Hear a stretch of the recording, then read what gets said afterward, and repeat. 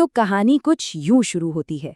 एक वीरान सड़क, उस पर धूल में सने हुए 2 कैमरे मिलते हैं और उन कैमरों में कैद है एक ऐसी फुटेज जो कह सकते हैं कि विज्ञान के हर नियम को चुनौती देती है। चलिए भैरवपुर टेप्स के इस रहस्य से पर्दा उठाते हैं। ये जो लाइन है ये कहानी के बिल्कुल अंत की एक झलक है, लेकिन इस भयानक अंजाम तक हम पहुंचे कैसे? इस पहेली को सुलझाने के लिए हमें कहानी की बिल्कुल शुरुआत में जाना होगा।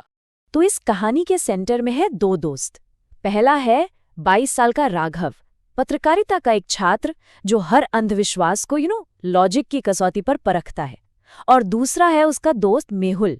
मेहुल थोड़ा सावधान रहता है, लेकिन दोस्ती की खातिर राघव के साथ उस बदनाम सुनसान गांव जाने के लिए तैयार हो जाता है। राघव का मकसद एकदम साफ था, उसे भैरवपुर की कहानियों का पर्दाफाश करना था। ये एक ऐसा गांव था जो सरकारी नक्शों से गायब हो चुका था और जिसके बारे में बात करने से भी लोग डरते थे। उसे पूरा यकीन था कि उसका कैमरा हर अंधविश्वास की पोल खोलकर रख देगा। तो राघव का जो कैमरा था ना, वो उसे एक तरह का कह सकते हैं झूठा आत्मविश्वास दे रहा था। उसे लग रहा था कि वो तो बस एक ऑब्जर्वर है, कहानी को सिर्फ रिकॉर्ड कर रहा है। लेकिन असलियत ये थी कि वो धीरे धीरे खुद उस कहानी का एक हिस्सा बनता जा रहा था। उसे लगता था कि उसका लॉजिक, उसका तर्क उसे हर उस खतरे से बचा लेगा जिससे वो समझ सकता है। देखिए, यहाँ एक बहुत जरूरी बात समझने वाली है। सवाल उठाना कोई गलत बात नहीं है, ये तो राघव के काम का हिस्सा था। प्रॉब्लम तब शुरू होती है जब तर्क अहंकार में बदल जाता है। राघव की गलती उसका सवाल करना नहीं थी, बल्कि ये मान लेना थी कि इस दुनिया के सारे नियम हमेशा उसकी समझ के दायरे में ही काम करेंगे। और जैसे ही वो भैरवपुर पहुंचे, प्रकृति के नियम जैसे बदलने से लगे। और यहाँ खतरे का पहला संकेत कोई जानी पहचानी डरावनी आवाज नहीं थी, बल्कि कुछ और ही था। जब राघव और मेहुल ने गांव में कदम रखा तो उनका स्वागत किसी चीख या जानवर की गुर्राहट ने नहीं किया। असल में उनका स्वागत किसी आवाज ने किया ही नहीं।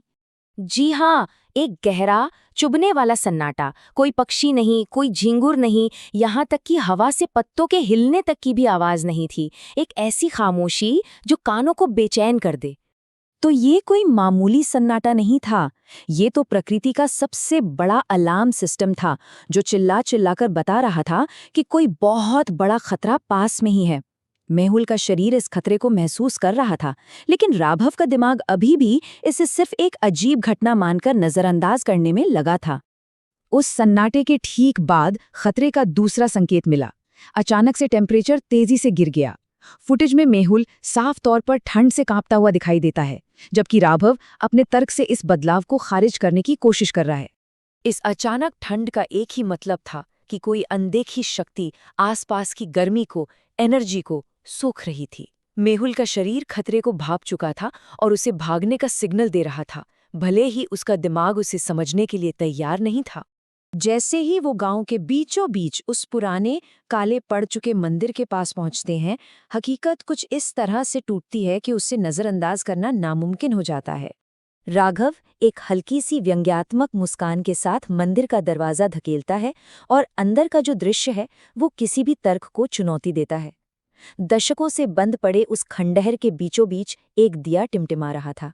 ये सिर्फ एक डरावना नज़ारा नहीं था, ये तो फिजिक्स के नियमों के सीधे सीधे खिलाफ था। समय के साथ चीजें बिगड़ती हैं, खुद ब खुद ठीक नहीं होती। एक जलता हुआ दिया इस बात का पक्का सबूत था कि वे वहां अकेले नहीं थे। ये ठीक उस एंगुलर फिश की तरह था जो गहरे समंदर में अपने सिर पर एक रोशनी लेकर घूमती है। वो रोशनी उम्मीद की किरण नहीं, बल्कि शिकार को अपनी ओर खींचने वाला एक चारा होती है। वो दिया ये बता रहा था कि जाल बिछ चुका है। मंदिर के अंदर अब तक का जो शांत खतरा था वो एकदम से एक्टिव हो जाता है। दम घुटने वाले उस सन्नाटे को एक आवाज चीर देती है और भैरवपुर का असली खौफ अब खुद को प्रकट करना शुरू कर देता है। पहले एक अकेले घुंघरू की धीमी आवाज आती है, छन छन, जैसे कोई पैर घसीट रहा हो। फिर जब वो पलटते हैं तो कैमरे के सामने धूल भरे फर्श पर ताज़ा पैरों के निशान एक एक करके खुद ब खुद उभरने लगते हैं। ये इस बात का सबूत था कि ये कोई वहम नहीं हो सकता। और फिर हमला सीधे राघव पर हुआ। उसके दिमाग में एक आवाज़ गूंजी जो सिर्फ उसे ही सुनाई दे रही थी। ये एक ऐसा हमला था जिससे बचने का कोई रास्ता नहीं था, क्योंकि ये हमला बाहर से नहीं बल्कि अंदर से हो रहा था। दोनों बदहवास होकर मंदिर से बाहर भागते हैं, लेकिन अब गांव बदल चुका था। जिस रास्ते से वो आए थे वो गायब था। गलियां उन्हें गोल गोल घुमा रही थीं और हर तरफ से फुसफुसाहट और घुंघरुओं की आवाज उन्हें घेर रही थी। भागते हुए वो गांव वालों के पास पहुंचे, पर मदद की जगह उन्हें मिली खोखली आंखें और अजीब मुस्कानें। उनकी मुस्कान में स्वागत नहीं बल्कि एक भयानक खतरा था। जब कोई सुरक्षित चीज अचानक खतरनाक बन जाए तो हमारा दिमाग एकदम उलझ जाता है। और फिर उन्होंने उसे देखा, एक औरत जिसके पैर उल्टे थे। ये प्रकृति के हर नियम के खिलाफ था और पलक झपकते ही वो बिना एक भी कदम चले राघव के ठीक सामने आ गई, जैसे समय और दूरी का कोई मतलब ही न हो। अब कहानी का चक्र पूरा होता है।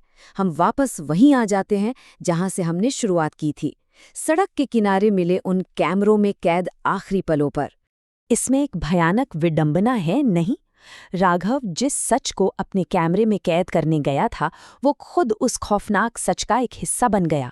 उसका कैमरा दुनिया के लिए बच गया, लेकिन उसकी कहानी भैरवपुर में हमेशा के लिए दफन हो गई।